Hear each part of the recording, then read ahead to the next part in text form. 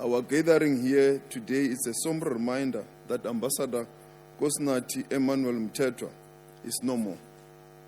More than a week ago, our nation received the harrowing news of Ambassador Mthethwa's passing. With this news, hordes of people who loved and shared pivotal memories during his life with him as a son, a father, a husband, brother, colleague, friend, comrade, and diplomats were confronted with the unimaginable grief and deep sense of sorrow and loss. The news of his passing shook us all profoundly, reminding us of the fragility of life and the fleeting nature of time. We have indeed suffered a monumental loss. At the time of his departure, the ambassador had been serving as our highest-ranking diplomat in France, South Africa's ambassador extraordinaire to France, and accredited to Monaco. As the president remarked in his tribute, amongst Ambassador Mthethwa's achievements in this role, which he had occupied since 2023, we count the deepening relations between South Africa and the Republic of France, and advancing our contribution to transforming global power relations. In paying homage to the ambassador, His Excellency Jean-Noël Barrot, the Minister of Europe and Foreign Affairs of France, described him as a friend of France and lauded his contribution to deepening the ties between our two countries.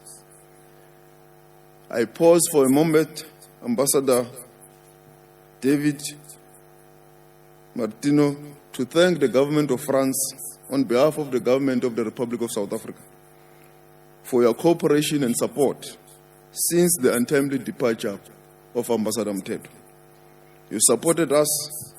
You also supported his family from that moment until his mortal remains departed last night. I can confirm that Ambassador Mthethwa's mortal remains have now landed in the Republic of South Africa. He will shortly be en route back to KZN, where he will be laid to rest in his lovely rural area of Gwambonambe. Since South Africa and France normalized relations in 1994, our two countries have enjoyed warm and enduring ties, demonstrated by regular exchanges and dialogues on political, economic, and defense issues. We've exchanged ideas and built trust through regular political and economic diplomatic engagements. France has become one of South Africa's key economic partners. Trade between our countries has grown steadily since the pandemic. South Africa remains the leading destination for French exports to sub-Saharan Africa. Accounting for 16% of the total, French exports are led by chemicals, cosmetics, perfumes, and followed by industrial and agricultural machinery. France, in turn, imports transport equipments, vehicles, hydrocarbons, avocados, steel, precious stones, aluminium, also cooperation on nuclear with South Africa. These exchanges reflect more than figures. They tell a story of partnership, respect, and shared progress. It was within this dynamic space that Ambassador Mthethwa worked his quiet magic. One of his last acts of quiet magic was coordinating the South Africa's Investment Conference in Paris, in France, led by Deputy President Paul Mashatile in May this year. Since its inception in 2018, this investment forum has seen French companies commit over 70 billion South African rands in sectors such as renewable energy, generation, manufacturing, retail, agribusiness, and services. Through skill and patience and conviction, Ambassador Mthethwa deepened the bond between our two nations and opened new paths for cooperation and understanding. During our last political consultations in May with my counterpart in France, Minister Bomet, there's one topic that Ambassador Mthethwa really enjoyed. it was the discussion that was very robust on the question of Western Sahara. He enjoyed this discussion because a month or so before, we had these political consultations with France. France had, during a debate in Parliament, begged the authority of Morocco over Western Sahara. So as I arrived in France, he said, Minister, before I give you all the briefing, the first one is Western Sahara. Then we can have all these other discussions. And he ensured that this becomes one of the issues that there were robust engagements with the French authorities in our engagements.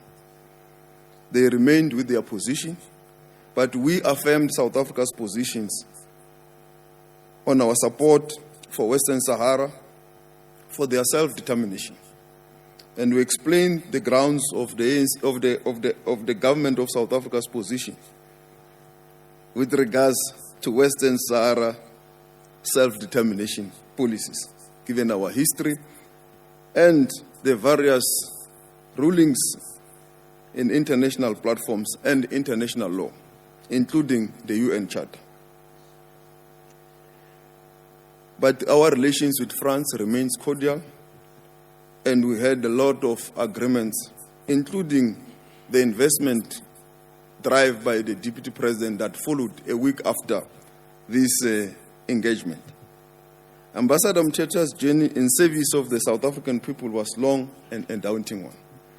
I was also fortunate when I came into cabinet. He was one of the ones who were appointed long before some of us.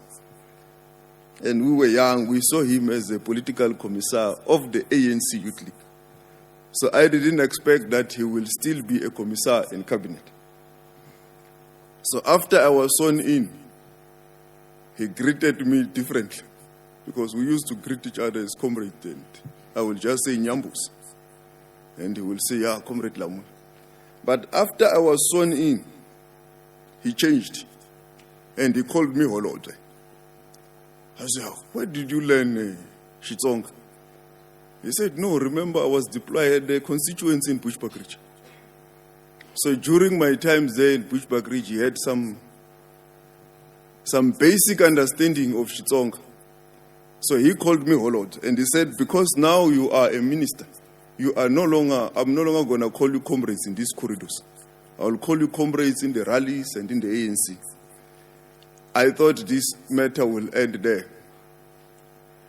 In our first meetings in cabinet, not only Nyambus, but most of the senior comrades, because ourselves were still new, we didn't know that in cabinet you don't say Comrade Nkosinathi, you don't say Comrade Nalid. So I was saying Comrade. They say, yeah. There is no comrade here. Minister. Then after 2-3 minutes again, the tongue slips. They say, yeah. Then I look at Nyambus, because he was also not sitting far from me. I was hoping that maybe he's going to bail me out of this. He says, hey, remember, I told you are now Ronald. So I understood that, that is what he was telling me after the swearing in, that now there is a cabinet etiquette that you are now expected to abide to. And we can call each other comrades outside this platform. So that was a good lesson that I learned, and I can tell you now that it now comes natural in cabinet to say Minister Davide Zuma, Minister so and so. But it also comes natural that when we're outside, I can now say comrade. But it's not an easy thing when you are arriving. And I was not alone. Even my other younger ministers, they will also sometimes have this slippery of the tongue. And they will be called to order to call minister so and so. And we have learned from that. So this reflected a good generational mix that our society needs to move forward, to learn from the experienced comrades but also to come in the younger generation to infuse a sense of agency in executing the national democratic revolution. As an activist and as a member of parliament, as a former minister, and recently as an ambassador, ourselves as the Department of International Relations and Cooperation, we want to thank the Mthethwa family for having allowed him to be an ambassador. And he transcended beyond being a cabinet minister into be an ambassador. As Ambassador Mabongo was saying, it's not the same. It sounds the same like it's a public representation. But the roles of ambassador, they differ. And sometimes you have to receive your former cabinet colleagues.